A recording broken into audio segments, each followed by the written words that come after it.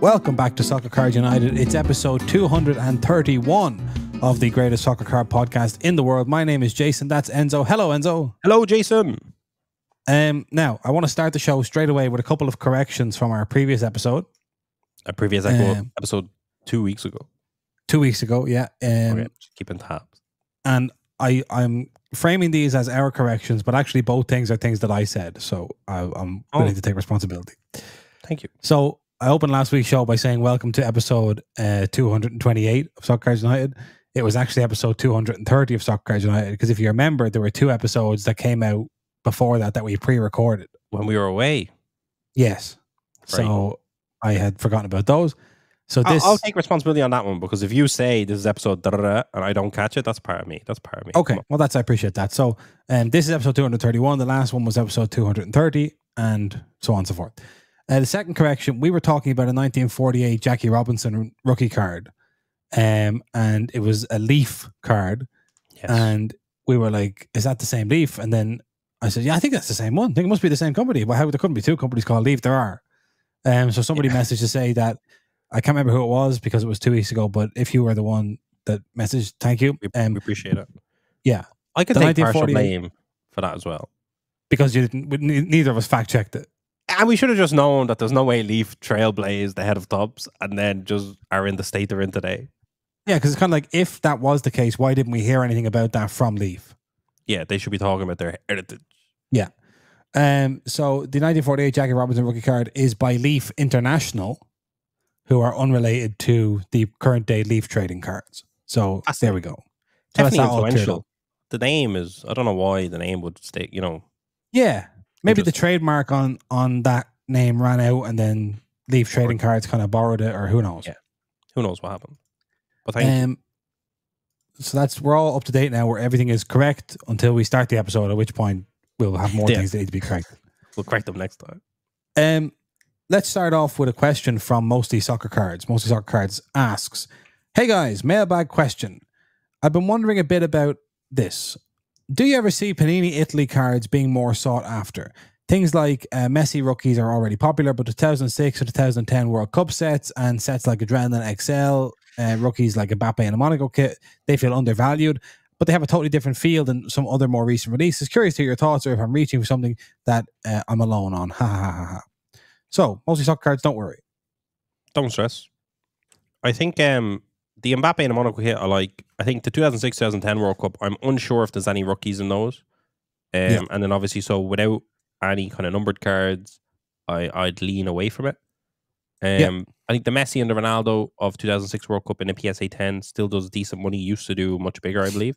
So there's always, I think that's their first World Cup, so there's something there for sure. But I think, as we've seen, and one of the things that has propelled the hobby into where it is today is that introduction of parallel cards, the artificial scarcity, etc., etc. So I think it is tough. So I think, to answer the question, it's like, I think their values are actually very good. Similar to stickers, their values are good in a PSA 10 for what they are.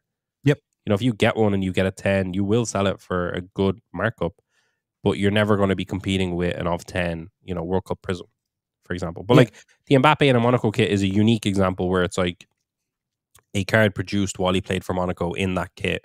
It predates his PSG stuff, and it just makes it really cool. So if there's demand for Mbappe in a Monaco kit, demand will drive towards what is ultimately a small supply at this stage, especially in a PSA 10. So I think there is something there for that one, but I don't think it's ever going to be crazy value increase as time goes on. Yeah, I had a quick scan on eBay, and people can tell me that that wasn't paid, or this wasn't paid, whatever. But I think a Adrenaline XL Monaco Mbappe card recently in a PSA 7 did $100. So you can imagine what a PSA 10 would do more than that. I think I basically just echo what you said. Parallel, numbered cards not being there is the one thing, and then the rookies. If there is a big rookie, I mean, like he points out in the question, you got Mbappe in a Monaco kit, you got Messi in Mega Cracks, etc. So you got Ronaldo, like World Cup stickers, all that kind of stuff. They do hold value, but they're never going to be, competing with a Chrome Superfractor 1/1 rookie or anything like that. Yeah, for sure. You're still rookie chasing and then condition chasing, but that's all you can do, because if it's a rookie, that adds scarcity, because it's just their first year of having cards produced or stickers. And if it's a PSA 10, that's going to have scarcity because the idea is the condition isn't amazing. So PSA 10 is hard to get, but that's where the buck stops. You know what I mean? There's nothing else to differentiate those cards, and therefore there is a cap on kind of how high they can go. Yeah, I mean, like we saw with the Julian Alvarez River Plate Panini Instant, which I think is technically a Panini Instant Adrenaline XL for the Argentinian League. That is a case of, that didn't cost much. Well, you know, probably cost $5 or $10 on Panini Argentina to order, but is rare and a short print run. So like, it's I wouldn't just start kind of investing in that stuff as a policy. But if there are specific instances where you think it's a good buy, then don't not do it just because of the kind of cards there. Yeah. Put it this way: the PSA 10 or PSA 9 or PSA 8 or whatever Panini Adrenaline XL of the Mbappe and a Monaco kit is probably worth significantly more than every other card in that same set. So therefore, exactly, there is something to be found there, but the cap, the kind of the ceiling on it, is hard to justify, really, especially for modern versions of those stuff.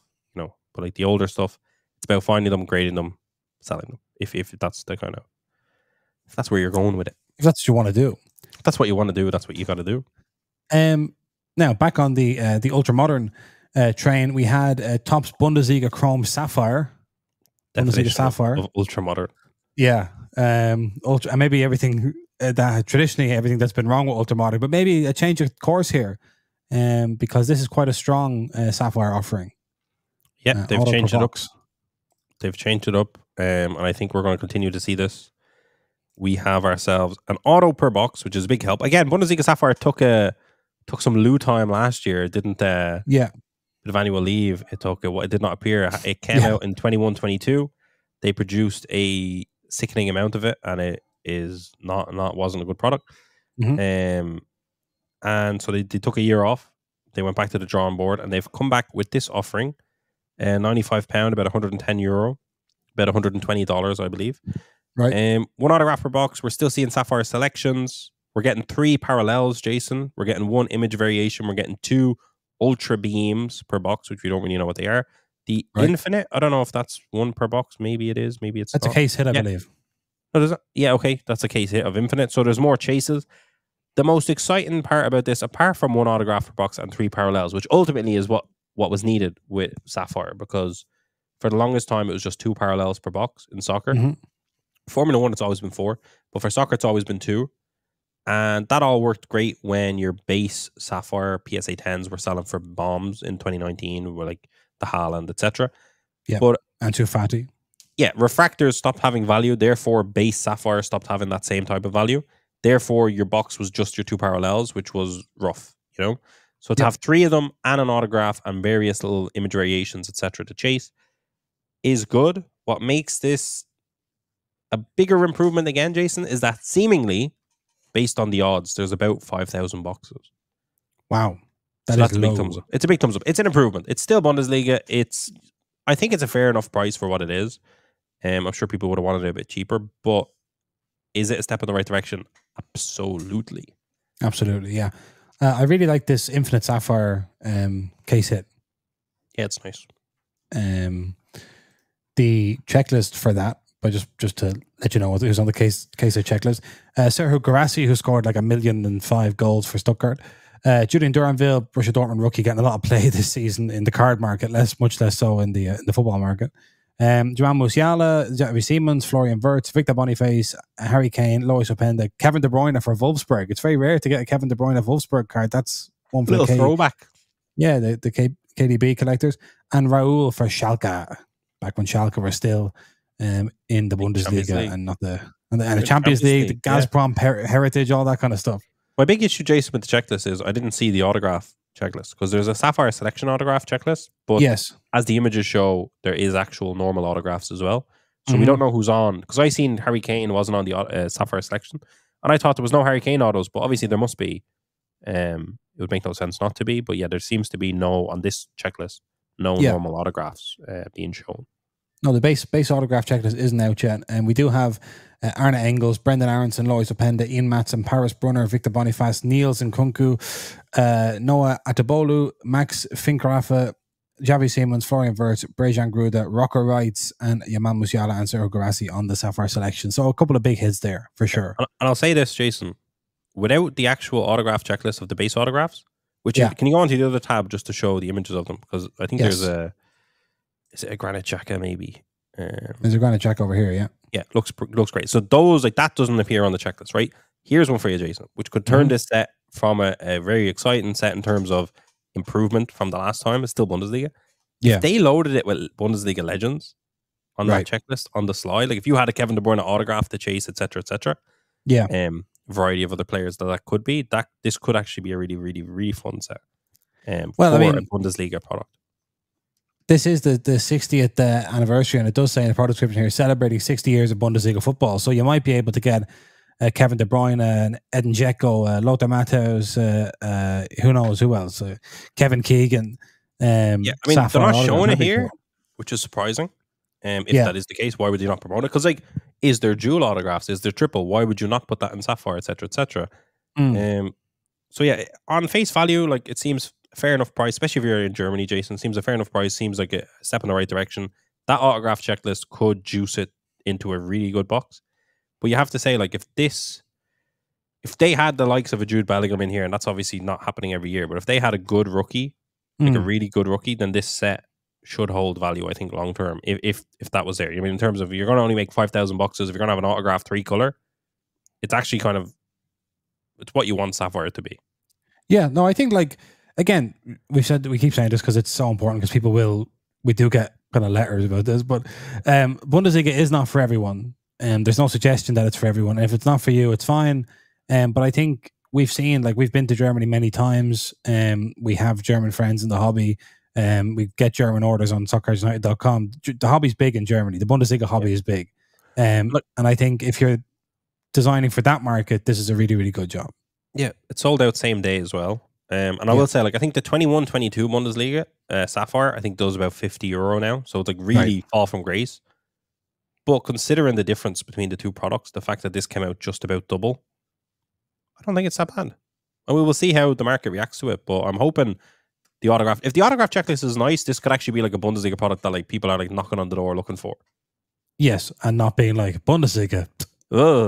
Shake. So we wait and see what the story is with Bundesliga Sapphire. But definitely, it's nice to have kind of the market dynamics of Bundesliga acknowledged a little bit. For sure. We won't even talk about the BBB premium set that came out. We're just because we're going to stay positive. BBB flawless, yeah. Flawless by design, not flawless by nature, unfortunately. Several flaws present there in that product, but never mind. I want to just have a look at Panini America's new look website. Yeah. Because it's a good job. We're always envious of website developers. Yeah, listen. Panini America have it. We're kind of reports of their demise are overly exaggerated. They're trying to tell us, because they're like, if we were crashing out of the game, we'd be putting all this money into a new look website. I don't think so. Have you seen this Prism Deca? Have you heard about this? No, I don't know what this Prism Deca is. It's celebrating a decade of Prism, but apparently a decade of Prism would have been 2022. Right. Okay. I think it started in 2012. Yeah. Look, it says it right there, 2012. What are you talking about? With the release of it, it's no better time to... Yeah, wow, okay. When would... They could have Prism Deca for soccer, because 2014 World Cup Prism. Try to talk to Panini America about anything soccer. It's very tough. Okay. That would be great. So if you go on here, right, and you go to trading cards, browse by sport, soccer, let's have a look at EPL Select, because they have the checklist available for that. Oh, yeah. So here we go. Right. Now, usually it'll say somewhere on this Panini America page, it'll say view checklist. Then you'll click on the checklist and it'll say checklist not available. Do you think the new look website is now going to always have checklists on the go? Because I never got to see the checklist on the old one. I know it used to pop up after release and everyone else already had it. I hope so. The first thing you said is configuration. They show you the configuration here. 5 cards per pack, 12. Kind of more of a graphical style. I think that information was always there, but not kind of presented clearly like this. It's a really good website. What are they doing? It's really good. Like, that's it's brilliant. Key athletes is, a good idea, I suppose. Who you're chasing. Jorginho sticking out a bit like a sore thumb there, but that's all right. And then if you want to see the checklist, you no longer do it from the product page, which, okay, that's could be both. There's now a checklist section of the Panini website. You go up here. Wow. Where is soccer? Select your sport, select your year, 2023, select your brand, Donruss, Panini, or Score, because I guess they bought Donruss and Score separately. They acquired those two brands. Panini, select program, select Premier League. That's brilliant. And then you can download the set within the product. If you want to just see who's in the autograph memorabilia red parallels, it'll show you. Unbelievable. Yeah, really, really good. 10 out of 10. 10 out of 10 for that, I have to say. Very hard to not love yeah. that. And like that's kind of like, obviously we're coming on here every week and being like, well, fanatics are reading another one of Panini's lunches. But Panini still have a few ideas left in them, which is, I think, really good to see. And the willingness to execute those ideas. This website wasn't cheap. That system wasn't easy to put together. It was easy enough to put together, but no one is ever willing to do it. Yeah. I like it. So let me just see if I can show you. But like also in now. a Cardboard Connection-esque brand, Jason, you can do this for all the old sets as well. They have all. Yes, they could have all their sets. No, they do. Like I see, they do. Oh, they do. They already do. Yeah, like Nobility is here. I'm seeing what's in it. They have it done already. Oh, incredible! They've gone through the back catalog.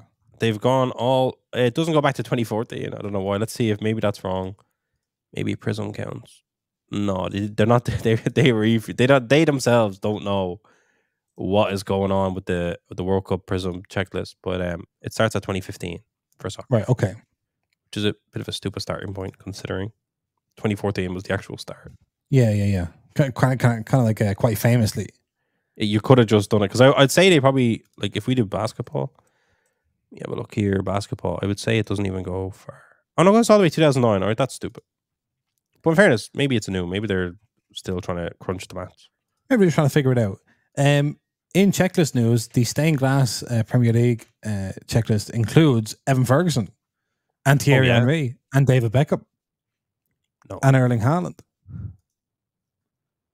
It's pretty good. So that's nice. Yeah, pretty good. Some good case hits maybe in select EPL. Visionary, still not sold on that as a case hit. No. But yeah.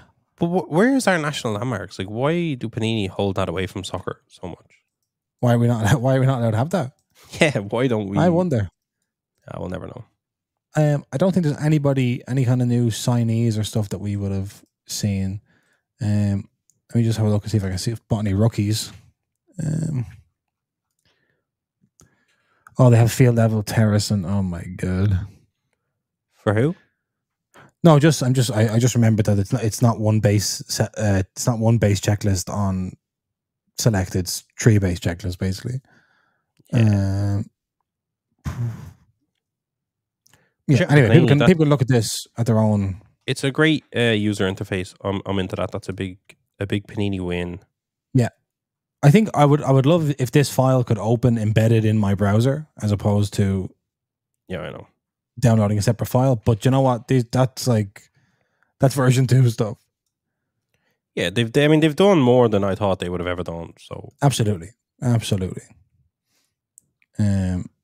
So congratulations to those people over there at. Yeah, whatever you paid, it was worth it. I think so. Speaking actually just of their website, because I was actually on it doing the QC redemption. So what happened was, Jason, the national appointments for swapping in your overdue redemptions opened up the other day. It's fully finished. It was only 400 slots, which was a reduction. I think last year was like 570 or something. So it was a bit of a big reduction. I was lucky enough to just happen to be on my computer, got a promotional email that I was lucky enough to have seen. Wasn't even in the normal inbox. It was in promotional. Yeah. Something guided me to it, Jason, and I got a spot. So our 1-of-1 Frank Kesse that was never redeemed, and our Dani Alves was never going to be redeemed from National Treasures. We're gonna get like a black box or a white box or whatever. I don't really understand. When we're there, 3 years on from our first attempt at the national, I really think we can get a piece of content, Jason, where we go back to me looking for that guy with the sleeve tattoo and the beard. Yep. And then us there with an actual appointment 3 years later in Cleveland. Wow. I want to make it my point to say it's 101 because apparently there's a few magic boxes in there in the background, and if it's 101, they don't really know. They're like, it must be valuable to 101, so we'll kind of look after you. Yeah. I think whatever box we get, we're going to have to open, Jason. I don't think it would be right to just flog the box off. No, I think you have to open it. We need closure. We need closure. So we're going to get that in Cleveland. And I think it's the second day of the show. That's the one thing. We need to remember to be at the appointment. But I think I have it in my calendar. So we're all good. Set an alarm. That's right. Speaking of the National, nice segue there. A couple of bits of news from, this is obviously, the National is in 3 weeks' time in Cleveland, Ohio. We will be there. If you will be there, feel free to say hello to us or stop us and we'll say hello to you. But a couple of bits of news. So there's this thing called the Soccer Expo that's happening in parallel to the National. It's the July 25th to 27th, which is 3 days of the 5 days of the National. And it's basically, we've talked about on this podcast how soccer is kind of a little bit ignored by the national organizers. It's always a challenge to find the good soccer vendors at the show. You can do it, and we usually do it, but you know, so this team of guys has put together the Soccer Expo running nearby, which is a soccer show in the evenings, 3 days of the 5 of the National. So really good idea. We are vending at that. We're going to have a table. We're going to have a table. It'll be our first time with a table at an American show. Holy smokes. Yeah. So we are, old hands at setting up and selling in Europe. But we're going to be in, the land of the free, the home of the brave, trying to work our magic. And if anyone has any tips for how to get along and get ahead while selling in America, let us know. Please. Because we're scared. Also, we should just say, and we're making an official announcement about this at some point, if anyone from Europe is traveling to the National and attending the Soccer Expo and you think you might like to set up at a table, but you don't necessarily want to commit to having a table, we have some capacity at our table and we'd be more than happy to host. We have a few tables, do we know? Yeah, we have 3 tables for 3 nights. And we're only planning to take up how many?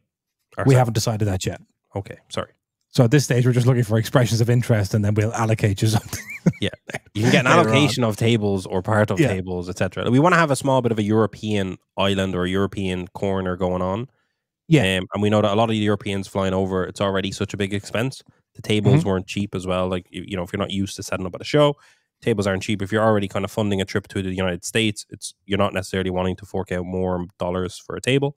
So we took a few extra tables with the plan of sharing it around a little bit for people that are from Europe that are flying over to just get themselves. Like first year at our National, had we gone there and someone had a table and we had our cards with us, we'd have loved to have gotten involved in something like that. Yeah. So luckily I was able to work it out with Scott from Soccer Expo, and there was already some Europeans heading over. So Paris Soccer Cards, Gus, Ben as well, all heading over. So as far as I know, we're all going to be on kind of one island, and then on that island we will. Oh no, I've just zoomed out with my camera. Zoom back in. Is it like that?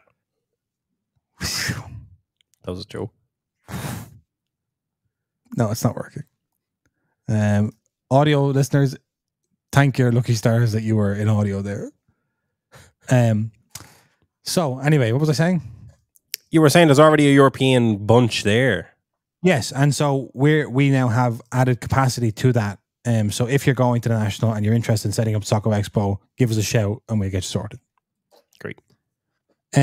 But in parallel with the Soccer Expo, maybe as an answer to it, I don't know what, the National have announced their first ever soccer signers in the autograph pavilion, as far as I can tell. Wow. And that is the 1999 Women's USA team. I'm sure Pele signed at some point. They had that man everywhere. Surely Pele was never at the National, was he? No, we'd have heard about it, surely. We'd have heard about that. But yeah, so TriStar Autograph Pavilion, the 1999 World Cup, Women's World Cup, the American team are going to be there signing. Isn't that exciting? That's really cool. And just shows, first of all, how massive women's soccer is in the States compared to, and also how successful they've been. Mm-hmm. So yeah, that's definitely a big step in the right direction, is to get soccer. They've acknowledged signers that soccer exists. I totally love it. And they tagged Miss Sports Card, so I think she was actually part of organising that. So shout out to her. We met her at I think the last 2 nationals. Very nice. Brilliant. Person. So somebody stepped in and said, listen, here's some people you could get that people will get excited about. Yeah. It'll be harder now to give away our like autographed books now, knowing that's going on. Do you know what I mean? Normally, we just see a lot of names we don't know. People are running around going, "Do you have these little autographed card things?" And we're just giving them away, like Santa Claus, like soccer cards, Santa Claus. Like, but like, we don't know these guys. I'm not wasting my time at the national to speak to people I don't know personally. Absolutely. Now you see the Women's World Cup winning team. It's kind of hard to. I don't know. We'll see what happens. Turn your nose up at that. We could get a jersey signed by all of them, Jason. Hang it up. Wow. I mean, who knows? I don't know. But would the Irish women's team like to see us hanging up another women's national team? And that's how you get the Irish women's team to sign up. Sign them up. Right. Get one done for us. Yeah. The Irish women's team didn't win the World Cup, by the way. That's true. That's true. So. Not yet. You want to talk about some big soccer results at Golden Auctions? Yeah, there was a lot. Jason. Whap it up. Okay. So we recently had a Golden Auction ending. So this isn't in any specific order, Jason. However, I kind of know what we're doing here. So just scroll it on. Wait, whoa, slow it down. Scroll down and I'll tell you things that I wanted to point out. Right? Yeah. Go down a bit. Keep it going. Hang on a second. I stopped. Wait. What? Is this 10 grand for this redemption UCL draw card? Yeah. 101 draw card, Jason. It did 10 grand. Yeah, that wasn't part of my notes of interest, but you're actually dead right to have highlighted it. It is a bit crazy. What the heck? And interesting that it doesn't need to be graded or anything. They're just kind of like, it's too big though. Look at the autograph. That's how big the card is. That's the autograph, little tiny. No, thing. I know, but that's what people were talking about at the time when it came out, and I thought these kind of cards were going to be consigned to. That was a nice idea. Unfortunately, the design didn't work out. The autograph's too small, but it's actually done nearly $11,000 here. Yeah, that's the year they won it, is it not, as well? So that's kind of... It is, treble winning year, including... Similar to the Haaland that we pulled, Jason, treble winning 1 of 1 Haaland, let me tell you. That treble winning season gives you a boost if anyone wants to buy the Haaland off us. It's a big boost. I suppose so. Now that I know that did 10 grand, come on. Scroll down just a little bit more. I think the first one is coming up. I mean, the Mbappe there, 101, that's FIFA Select. FIFA Select, very nice. Yeah, that's interesting. It's the Ronaldo there. That's a Super Factor 1 of 1. Gem Mint 10, Autograph 10 from 2017. It's an insert. I don't know if it shows how undesirable inserts are or how far Cristiano Ronaldo has fallen, but I thought this was a very, very affordable price. You don't really see the Super Factor-ness of it. Like, it does have that kind of Super Factor vibe to it if you zoom in, but... I can just about see the little circles there. The little circles, the goal vinyl, whatever you want to call it. Yeah.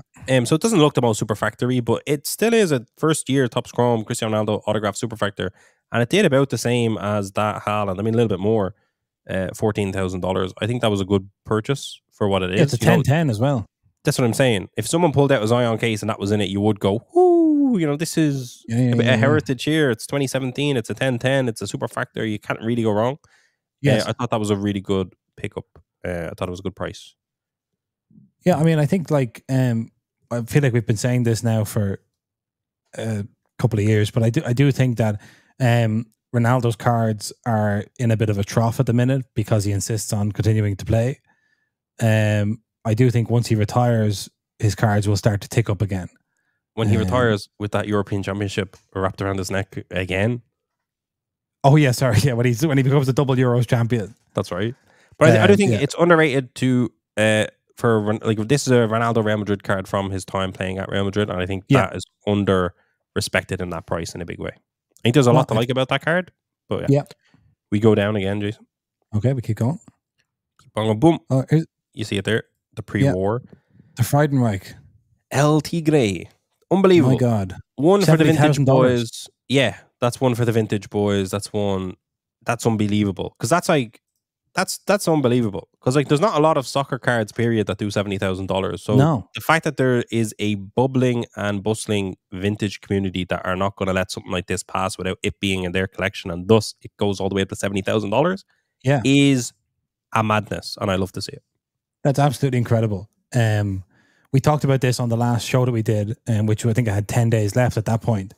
So the last show must have been about 13, 14 days ago. Right. But yeah, so $70,000 is a great story behind this card and behind this player.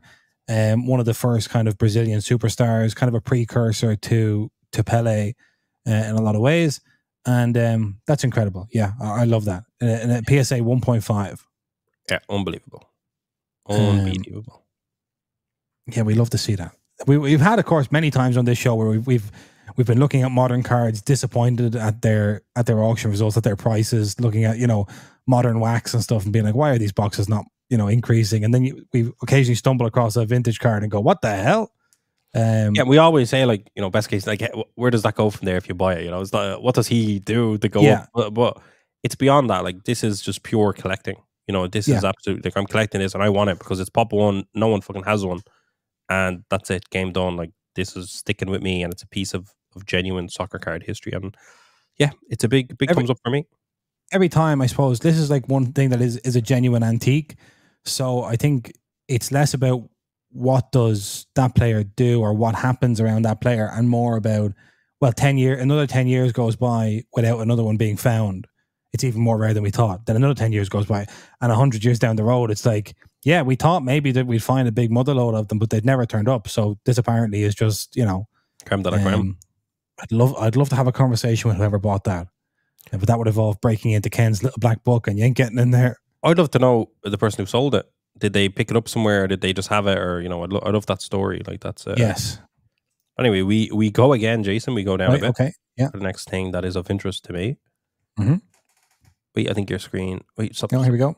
Yeah, that's one. Your screen wasn't fully loading. But the matchups. Now, to be honest, a lot to be said for the matchups going lower than the cigarette, the vintage. Yes. And like, don't get me wrong, but it's fascinating. Like, I think, I don't know. Like, I don't really know what to think, to be honest. So for the listener, what we're looking at here is the 2014 Panini Prism World Cup matchups gold power. It's number 3 of 5 with Ronaldo and Messi in a BGS Mint 9. It went for $51,240 with a buyer's premium. I don't get me wrong. I totally see the difference between these two cards, these two assets, these two collectibles. I totally see the difference. But at the same time, there's so much. This and the Tigre card. Yeah. I think in days gone past, we'll always explain to people this has everything it needs to have. It has Messi, it has Ronaldo, it's Prism, it's of 5, it's graded. Like, it has it all. It has everything it needs. 2014 Prism. It's graded high. And obviously, the price it got, 52,000, is an unbelievable sale price for that card. Mm-hmm. Absolutely. But yeah, seeing a vintage card that obviously is super rare. Obviously, there's only 5 of them, but like, still super rare on the vintage card. It's a different kettle of fish. I think those are interesting because they're in around the same price range, but there's still a 20,000 gap, and they're totally different parts of the soccer card market. I think they're literally different ends of the soccer card spectrum. Yeah, and actually, just mentioning the fact that this is only 3 of 5, reminds me of the question we started the show with, which is, what do these kind of, like, 2010 World Cup trading cards or whatever not have? And it's artificial scarcity. But there is one thing that beats artificial scarcity, and that is genuine scarcity. That's right. So, and we see that, like, that's what the vintage thing is. It's like, yes, you can say you're a 1 of 1 or you're a 3 of 5, and that's grand. That is scarce. There are only there's only 5 of them. But if there actually were maybe 10,000 of them printed and we can only find 1, that's going to outdo you. Yeah, and it's like, you have a gold power, but you could also have a gold which is of 10. How similar is that? Like, what's similar to the other card? Nothing. Yeah. It's like, there's it's that kind of thing, like, well, it's not a 1 of 1, but there is only 1 left. Yeah, so it then is. That kind of, so it is, yeah. As you said, we didn't have to start by saying that. The reason artificial scarcity is so popular is because scarcity is such a... Yeah, exactly. It's because it emulates real scarcity. Yeah. So it's, yeah. Yeah, that's right. But beautiful. Still a great sale. Great sale. The Neymar there is interesting. I don't think we need to stop on it, but $5,000 for Choice 101 is pretty good. 10-10 as well, yeah. Yeah, go down again a little bit. And it's hard to get a 10 auto on a Neymar. A little bit more. There's a big one coming, Jason. Well, there's one there, right? So that's nice. The Lamine Yamal. Lamine Yamal, super factor, doing $13,000. Insert prize footballers. I think that is a great sale for that. Yeah, incredibly healthy. I'm pretty sure like a Haaland rookie of that comp exists somewhere for his pretty much the same card. And I think it's like they could be very, very similar. I tried to find it, but I did not put more those are kind of time into due it than I to should have. refractor prices as well. Yeah, which is healthy. And the next one, Yeah. if you keep going down, sorry, there will be another. Mm-hmm. Hold up. No. Oh, the Mbappe there, sorry. And then, yeah, these are the last two. So the Mbappe there on the left. Gold Power World Cup Prism, not from a World Cup he won, not from his first World Cup. It's a Gem Mint 9.5 with BGS, which I think is fascinating that BGS is getting this much play on a card like this. Must have got a PSA 9 first. Or PSA 8. But a 1-on-1 doing that number, obviously he had an incredible World Cup final. It is an iconic card in its own right. But 34,000 I thought was extremely healthy as well on that card. I think that's really good. As you say, like really people remember him in the final and his incredible performance for, you know, his hat trick in the final for France. But yeah, he didn't win the World Cup. He did, Not a rookie. Not a rookie. There are many, many different Kylian Mbappe cards that are as good as this, that are older than this. So I think it's good for the Mbappe market. Yeah, 100%. And then the last one is the Lamine Yamal, which is there in the bottom right. Pulled in Europe. So there's a lot of things to like about this card, I think. Pulled in Europe by our friend Quentin over at Q's Cards. Yep. This is again from Flagship. It's from one of those Chrome packs in Flagship.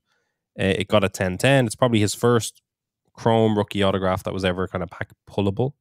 Mm-hmm. Got a 10/10, huge card. Looks great, really does.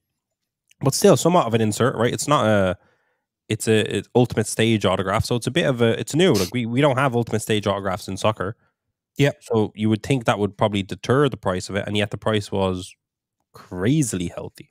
Yes, the price was $43,921. $44,000. That doubles, I think, Jude Bellingham's last public 101 sales for his stuff. All his stuff wasn't PSA 10, but that doesn't really matter here, I don't think. Obviously, he's having a great Euros. He does look super exciting. We've got, like, it's his rookie card, but we've got to see a full rookie season, and he was great. He was amazing. He was electric. He's doing it in the Euros. He's getting assists. He looks like such a dangerous player. I got to see him live. I was very lucky to do that because he was amazing. That's so healthy. Like, it's so... Like, soccer card market is spread so thin because there are so many releases. There's so many leagues. There's so many... Panini have so much they can put out. Topps have so much they can put out. I don't really think any other sport has that kind of spread where both companies can have officially licensed cards produce so much and have so many different things. Like Lamine Yamal has so many rookies. He's in Don Ross. He's in Select FIFA. La Liga Select. He's probably going to be in FIFA Select. Yep. I think it is a benefit of being first to market with a proper kind of 101 PSA 10 Lamine Yamal autograph rookie, etc. Looks amazing. Like obviously this is a very, very good perfect selling time. Perfect selling time. It's kind of a perfect storm of it was pulled, it was graded, it was graded quickly, it came back with a very high, with like perfect grade. There was soccer in the summer, so we could continue to be hyped by him. Yeah, he is doing really well. He's forming this crazy wing partnership with him and Nico Williams look like Robin and Ribery. Like it's unbelievable. Yeah, it's unbelievable. And I think like it's very rare when I saw this design. I mean, even the fact that like the Ultimate Stage autographs, most of them have Topps Chrome in the top left corner. Yeah. But the Barcelona ones don't. So Lamine Yamal and Ronaldinho in a Barcelona kit don't have them. I'm pretty sure all the other teams do have them. But even like that, if you had come to me and asked me to like appraise this card, I would have said, well, there's the weird thing where it's Topps Chrome, but it doesn't say Topps Chrome in the corner. It's not an action shot. He's pointing at the badge. I don't know. But like the decisiveness of the buyers or the sellers to just bam, bam, bam, let's get it sold. Let's do it during the Euros. And then for it worked out, I'm delighted with this. This is brilliant. It's an unbelievable sale. And it's exciting. And he is looking like the real deal. I know we've had a lot of Barcelona rookies come and go with injury, etc., etc. And this guy definitely is playing a lot of games as well. Yeah. But yeah, it's exciting to watch him play. He's a top player. And for the soccer card market, to take a rookie card 101 and get a 40 grand sale, $44,000 sale, like that's the stuff we were talking about not happening in soccer that you'd see in NFL, etc., basketball. But that also just comes down to not having these cards before when all the good rookies were coming up. Like Mbappe has such a weird what's his rookie? Technically 2017 Chrome, but it's not really, but they sell high, but they're not really rookies. And the rookie card logo was only introduced in Sapphire 2019 for soccer. So it's like we're so young in the game. And it's just great to see. I think this is the kind of what we're going to see going forward when there's an exciting young prospect that is covered by cards. Yeah, I mean, even like the fact that I think it's a big testament to Lamine Yamal himself as a player. Because I say the design on a lesser player, the design might people have qualms. The auto is not a fantastic auto by any means. Like I remember when Jamal Musiala's first autos came out, and there was a lot of controversy over them. Part of that was that at that time people were like, I have to buy this crappy looking auto, and I'm still kind of prospecting. You know, I think like if Jamal Musiala had emerged and then that summer had been performing like he's performing this summer, there's a lot you can forgive. So I guess we just look and see. I mean, this is a big sale. From a seller's point of view, it's fantastic. From a buyer's point of view, $44,000 on Lamine Yamal's Ultimate Stage Autograph Superfractor. Time will tell whether or not that's a good purchase. It's definitely a good sale. It's hard to see, like, the soccer card market does need to get to a point where we have $100,000 sale for a 101 rookie. You know what I mean? Yeah. Like that, we don't have that. Yeah. We're like, because you can't go back to Mbappe's rookie now and buy the 101, whatever, because it doesn't really exist. Jude does. Like, what's his current value now with the way he's playing? Like, is the 20, 30,000 spent on his rookie, is he now a $50,000-$60,000 card? Probably is. But then, like, who's paying it? Does that person exist in the market? Yeah. Is it a 100,000? Like, we haven't had that before. We've never had someone buy for 20 grand a 101 rookie Topps Chrome and then sell it for 100 grand a few years later because the player worked out. Like, that's a different level. Time will tell, but it's exciting. We're getting what we should get, which is big sales on. Yeah, and obviously we only hear about the kind of the good news stories from. I remember, who was your man, Mac Jones, was it? Yeah, of course. When he came out, and everyone thought he was going to be the new Tom Brady at the Patriots, and they're spending, you know, 6 figures on his rookie cards, and he went nowhere and did nothing. And that happens in other sports. You know, if it happens in soccer, it happens in soccer. It's not unheard of. Oh, 100%. I agree with that. But it's also prospecting way at the high end. If Mac Jones had an equivalent season to what Yamal had, his rookie would have been more than 100,000. Do you know what I mean? So, like, that's the difference. Yeah, true. That was pure prospecting before he threw a ball, kind of thing. When this the big league. Yeah, he done it in college, but can he do it in the bigs? When Lamine Yamal's Topps Chrome proper kind of Superfractor comes out, it'll be interesting to see. Obviously, it could grade differently and all that stuff, and who knows. Here's what to see where does it end up.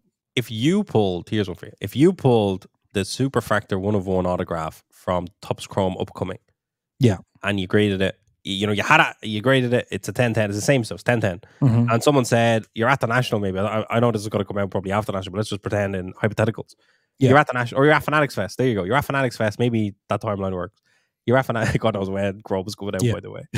You're at Fanatics Fest, and someone says, "Oh my God, I don't know what maybe you get it graded at Fanatics Fest. I don't even know if that's an option, but let's pretend it is. You get your 40, you get your 10/10, and someone goes, Jason, love the Boston cap. They say to you, you're still wearing the same clothes, and they say, I'll give you $44,000 for this card. Bank wire. They're not giving you cash. They're giving you a bank wire. Would you take it, or would you say, now hold on a minute, this is the official Superfactor from Topps Chrome, and it's the proper, it's not an insert, it's the Topps Chrome autograph Superfactor. What do you do? I take it. You take it? Yeah, the guy's 16. They're playing him too much. There we have it. Barca don't have the money to put the players around him that he needs to win trophies. Do you think if it goes to auction, it gets 44,000 and or more? No. I think it depends on what Spain win the Euros. That's right. Yeah, that's the only, Spain winning the Euros is the only thing that can now maintain what we're seeing. Yeah. That was a huge sale. That was a massive sale. Like, realistically, that's a crazy. If that ended at 10,000, you'd say fair play. Completely. If it end, you know, if it like the finest, I mean, because I would have said like the finest Superfactor, the prize footballers, I would have said, you know, I think you're looking at 10 to 20,000, kind of that Jude rookie kind of range, and that seems to be our top range for soccer rookies. And this is something else. Yeah, unbelievable. So yeah, I just wanted to throw it in there. Yeah, and I think if this kind of succeeds, this is one of those kind of moments where it's like, if this succeeds, it's brilliant for us all. Yeah, it's like if he can be the young player for the league, if you will, like the face of the league. Yes. Like people go, soccer, oh yeah, Yamal, he's amazing. This guy's on fire. Yeah. If kind of like next season we're seeing El Clasico promotion and it's Mbappe and Lamine Yamal kind of with the arms crossed like that, you know? Oh, look, stop doing your hand gestures. That's going to be crazy. It's going to be Mbappe, Jude, Endrick, and then Yamal on the other side, sweating. Yeah. But Barcelona have slayed dragons before. Like, to be honest, it could be the perfect kind of villain arc and or superhero arc for Yamal, where it's like the Galacticos have been formed and Messi's here to kill them. Like, everyone's tuning into the game, going, I can't wait to see how Mbappe, Bellingham, Endrick all play together. Vinny Jr. Oh my god! So everyone's glued to Classico, and then Yamal kills them all. Like, that could really go. Whew. I know. Yeah, Who is this? I mean, this is what not just Real Madrid are hoping, but Barcelona are hoping as well, that Mbappe specifically to La Liga can replace some of the star power they've been missing. I know the league are hoping that in general. So 100%. So it's really interesting. It's really, really interesting. And we'll see what happens. Yeah, that's all I really picked out, those ones, I don't think. Oh, I think that was a very comprehensive selection. Let me just have a look here before we go. I just want to quickly look at the quarterfinals for the Euros and the Copa America, because they are set. Set in stone. Set in stone. Oh. So we have here, I have our predictions and I have the actual quarterfinals. Okay, very good. How bad is it? So let's start with the Copa America, I think.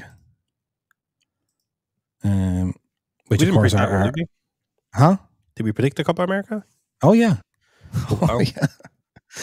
So the first quarterfinal in the Copa America is going to be Argentina versus Ecuador. Ecuador have been performing very, very well. So have Argentina. And let's see, did we predict that one? No, we did not. We did not. Because we predicted Argentina to be playing Mexico and Ecuador to be playing Chile. Oh, no. And we forgot about the rise of Venezuela. So Venezuela ended up winning Ecuador and Mexico's group, as far as I know. And they're a complete surprise package. They've never, I don't think, been to a knockout stage before. Solomon Rondon up front and a couple of players around him. Just incredible from Venezuela. So that's Argentina, Ecuador. Venezuela are playing Canada. Canada under Jesse Marsh, former Red Bull and Leeds United coach. Maybe one day America coach. I know there are Americans who would like that. So Venezuela versus Canada, neither tipped to be the top team from their confederation this tournament. Wow. So did we have Canada or Venezuela get into the quarterfinals? No, we did not. We disrespected our Canadian friends. Yeah, and we paid the price. Uruguay, who very controversially beat the States in the third group game. And Brazil. We did not have that. We had Brazil to play the States. At least we stood by our friends in the United States of America. We tried our best to support them, but they let us down, unfortunately. Greg Berhalter, the funny part about that was that they had a process, Jesus, a process to bring him back. Yeah, they were like, okay, this isn't working out with Greg. Let's do a review. Who else can we get? Jason, here's one for you. Yeah. Which is the more embarrassing managerial merry-go-round, the Irish one or the American one to reinstate Berhalter? I think the American one to reinstate Berhalter, because you fired him, sat down at a table and couldn't find anyone else and brought him back. Yeah. And it's like there's more money. Like, they have money to pay a coach. They have money to pay him. We don't have any money, like, you know. For people that don't know, Ireland have been without a manager for a very long time. A very long time, yeah. They're looking for one and they can't find one. We can't find one because have a whole list of people we would like, but we can't pay them. Yeah. And maybe they don't want to go. Yeah, there isn't, like, I mean, presumably they all have a number we could pay them, but there isn't, we can't get anywhere near that number. And then Colombia, who have been excellent. James Rodriguez hasn't played hardly any games for Sao Paulo in Brazil since he joined them, but at 32 he's still bossing the show at international level. So his Colombia team are taking on Panama. Surprise packages, Panama. Again, commiserations to our American friends on that one. Yeah, but congratulations to all of our Panamanian listeners. I haven't checked the stats recently, but I'm sure there's a few. There's a few. There's at least one. Coming back onto the more familiar field of Euro 2024, we have our quarterfinal starting Friday, 5th of July, Spain, Germany. What a cracker that is. What a cracker that's going to be. That's going to be mad, because Musiala has been incredible this tournament too. So it's him and Yamal, one of them have to go home, which is kind of sad to see. But it will be a blockbuster game. In the first game between Germany and Scotland, Musiala and Wirtz were both playing. and it was like, oh my god, they're kind of going to do like a dual number 10s kind of like very cool thing with Kai Havertz in front of them.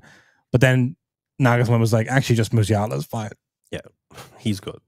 Yeah, he's excellent. We had Spain Germany as the first quarterfinal in our prediction. We'll take that all day, all day.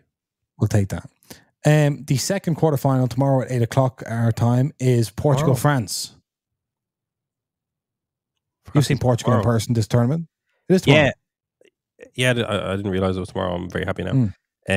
These football list days have not been that bad. I kept myself busy. I see Portugal live. It was probably their better game of the tournament, which was against Turkey. Yes. 3-0 win, whatever. For Portugal, ultimately it comes down to, can they create goal scoring opportunities for Ronaldo? Because at the moment they can't. Yes. They are. They can create goal scoring opportunities for themselves, but they won't.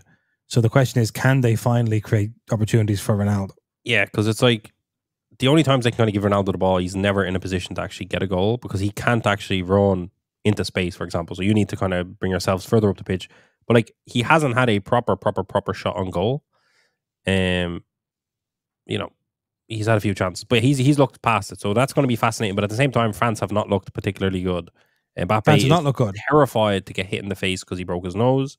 Yeah, there was like a thing where a ball was coming and he went like that. So he does have that in him. So he's definitely not. So you don't necessarily want to put him against Pepe. No, and he's not like subconsciously playing, if that makes sense. Like, he is very conscious of what he will. He's playing within himself. Yeah, exactly. For his own safety. So that's going to be an interesting game. Obviously, the last Portugal game was probably one of the biggest games of the tournament in terms of just the amount of probably, I'd imagine, social media engagement that went on. It was crazy. Either of those teams could win it, but they both need to improve tremendously. They need to grow into the tournament, Jason. Yeah. I think if Kylian Mbappe had that chance that Benjamin Šeško had, it would be, France would have won that game. If it was kind of, France and Portugal. I couldn't believe that. Like, I didn't want, if one of the two old men are going to have a fall from grace, don't let it be Pepe. Don't let it be Pepe, yeah. We actually had Portugal and Austria in this quarterfinal, but we didn't account for number one, Austria topping the group with France and the Netherlands in it. Yeah, we said a dark horse. We didn't realize they were that much of a dark horse. We also didn't realize that Turkey are a dark horse, just not for the tournament we thought, for 2 tournaments later.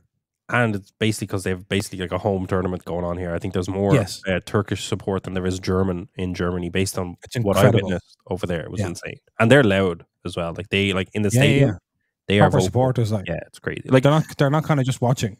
I was at Portugal, Turkey, and I was kind of hoping for a Portugal win because the Turks were so enthusiastic, and I was like, I need these fellas to shut up a little bit. Even at 3-0, it was a carnival atmosphere. So yeah, they're having a good time, and they're having an iconic tournament, I'd say, by their own, standards. So for sure, I know we're looking ahead here, but they're against the Netherlands in their quarterfinal, Jason, and I put that game on a knife edge. We had let me see, of the other side of the draw, we had England. so England are playing Switzerland in their quarterfinal. England, who beat Slovakia, did they? Yeah, Slovakia. Did, just about. And Switzerland comprehensively beat Italy. That was very sad. Oh, don't use the word comprehensively, but it's true. Unfortunately, yeah, we were really, really bad. I think, like, Switzerland have obviously been very, very good. England have been very, very poor. But this just feels like the classic kind of the narrative's about to be flipped. Yeah, no, but I say that before every England game. No, it's true. Like, I think that the nature of how they stayed in the tournament with the Jude Bellingham overhead kick, Gareth Southgate, so much pressure on him, and a lot more still, I'm sure, especially with what lineup he puts against Switzerland. Which I'm expecting it to be pretty much the same as the last one, to be honest. Same. But the tournament is kind of there for England. But to be honest, apart from Spain and Germany, and Spain have probably been the team of the tournament so far. Germany have been really good, but still a bit ropey. I think, like, every single team, I won't include Spain in it, but every other team needs to grow into the tournament and needs to improve. And I think England, there's no I understand the pain of being an England fan, because there really is no reason why England shouldn't just win this tournament. But they're not firing at all. And they have the players to do it, but they're not doing it. But I'd say there's togetherness in the camp, Jason, after that lately drama against Slovakia, I would say that there's a bit of a bounce in their step.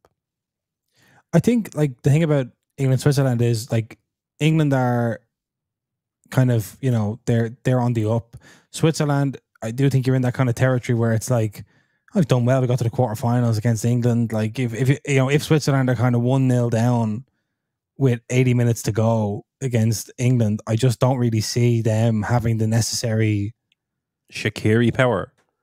Yeah, I mean, yeah, it's like you're kind of it is that kind of thing of if that happens, Xherdan Shaqiri will take a shot from 35 yards out, and it may go close, and that will kind of be the moment where everyone goes, and the manager goes, oh, you know, and it's like that's that. I'm worried about that becoming a kind of a non-event because I'm not sure the Swiss, although they've been excellent, I'm not sure they can really.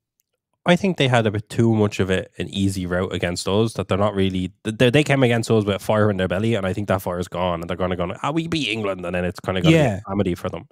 That's well set up for the English to storm into a semi-final if they can do it.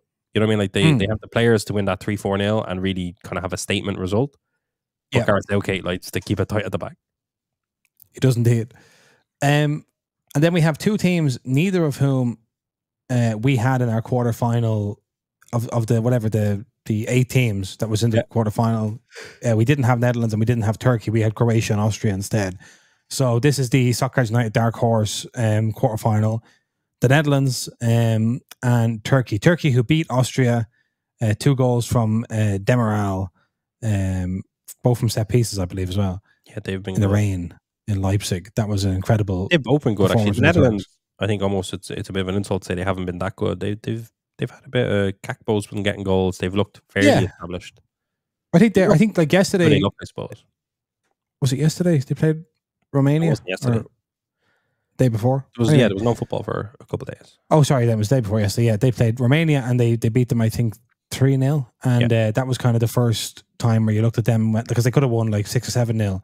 And it was like, all right, okay, yeah, they're starting to click. I think it's definitely Cody Gakpo and Xavi Simons' team as opposed to Memphis Depay's team. Yeah. And certainly they should continue that way if they want to do anything. Turkey have been incredible. As you said, it's been like a home tournament for Turkey. Not a problem. To be honest, all 4 quarterfinals look really good. England, Switzerland probably does look like if any of them will be a bore fest, it could be that one. But I also Portugal, France could be a bit boring as well because that's true. They're too good. They're kind of they kind of cancel each other out a little bit, maybe. Yeah, they're similar. I mean, they look like they're all appetizing quarterfinals. Put it that way. Yeah, I agree.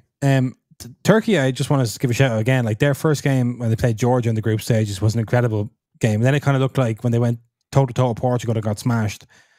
But then but to save their group stage against Czechia in the last second or whatever it was, I think 94th minute or something, when it looked like the Czechs might score with 10 men and dump them out.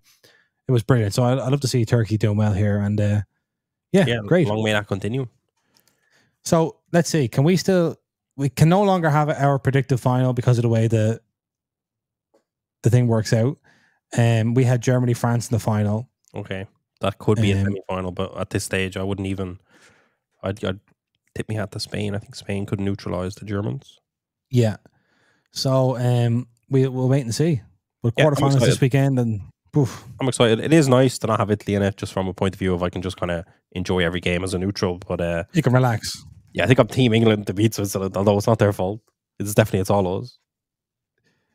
Yeah, it's the psychological dynamics of turning up against Italy and kind of handily beating them and then having to play England. It's like you almost want to get in a kind of 120-minute slogfest with Italy, kind of have to leave your body on the line, leave everything on the line, and then kind of be going in to be like, we're fucking Switzerland, let's go.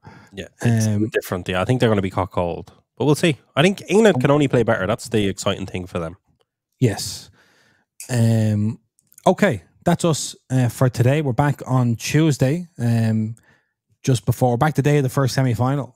Oh, yeah, that's very nice. So we will see you all. Everyone, have a great weekend. Enjoy the Euros and Copa America if for those that celebrate. Yep. All right.